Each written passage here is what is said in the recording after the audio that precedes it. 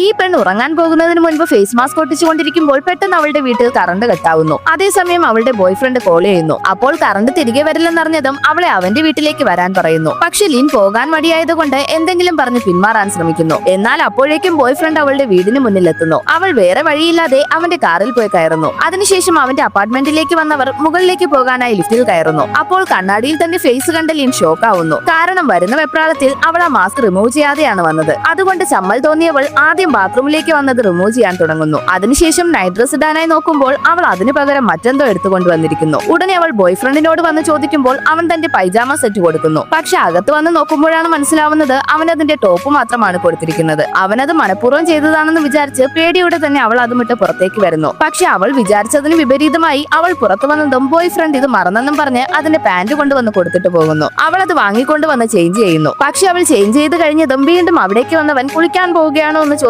അകത്തേക്ക് തന്നെ വരുന്നു. അതുകൊണ്ട് അവൾക്ക് ഹാർട്ട് ബീറ്റ് കൂടാൻ തുടങ്ങുന്നു. നോക്കുമ്പോൾ അവൻ അവളെ മാറാൻ പറഞ്ഞ് ഏതാണ് ഷാംപൂ ഏതാണ് കണ്ടീഷണർ എന്ന് കാണിച്ചു കൊടുത്തിട്ട് അവിടെ നിന്ന് പോകുന്നു. അതിനുശേഷം അവൾ പുറത്തേക്ക് വന്നതും അവൾക്ക് കോഫി കൊടുത്തിട്ട് ഞാൻ കുളിച്ചിട്ട് വരാമെന്ന് പറഞ്ഞ് ബാത്റൂമിലേക്ക് പോകുന്നു. പക്ഷെ അവൾ കാത്തിരിക്കുമെന്ന് വിചാരിക്കുമ്പോൾ ക്ഷീണം കാരണം ഉറങ്ങിപ്പോയിരുന്നു. അതുകൊണ്ട് അവൻ ലൈറ്റ് ഓഫ് ചെയ്ത് അവൾക്ക് ആവശ്യമായതെല്ലാം വെച്ചുകൊടുത്ത് സോഫയുടെ മറ്റൊരു ഭാഗത്ത് വന്ന് കിടക്കുന്നു.